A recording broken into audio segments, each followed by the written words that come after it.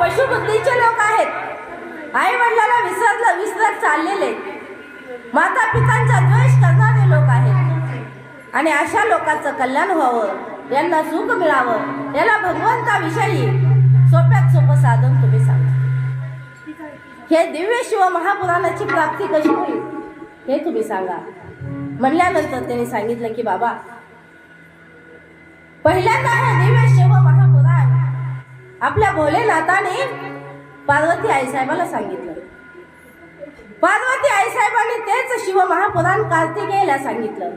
कार्तिकेयनं तेच सनकादिकाला सांगितलं आणि सनकादिकाने व्यासांना सांगितलं आणि व्यासांनी ते लिहिलं आणि ते लिहून सुतांना सांगितलं. म्हणून याचे 1,00,000 श्लोक 25,000 याचे श्लोक आहेत. तर 1,00,000हून ह्यांनी 25,000 ह्या व्यास महर्षींनी केले. 12 संहिता आहेत. कोणत्या कोणत्या?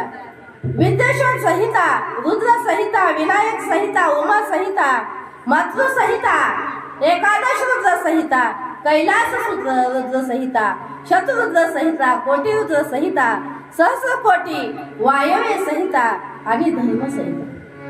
12 संहितापेक्षा ह्याने 7 संहिता मुख्य केल्या आणि 25,000 श्लोक केले. मुख्य कोणत्या?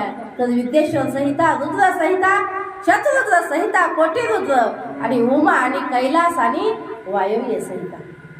या सगळ्या 7 संहिता केल्या आणि 25,000 श्लोक ठेवले.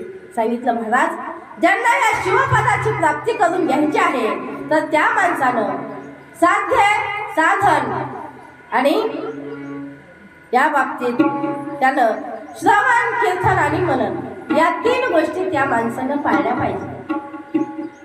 म्हणजे हे शिवपुराण श्रवण करायचं, मनन करायचं आणि याचं कीर्तन करायचं. सांगितलं महाराज, या 3 साधनांना त्रिक साधन असं म्हणलं जातं. श्रवण करणे, कीर्तन करणे आणि मनन करणे.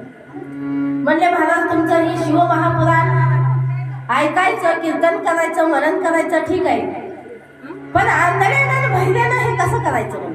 म्हणलं बरोबर आहे. आंधळ्यानं लिहिता वाचता येणार नाही,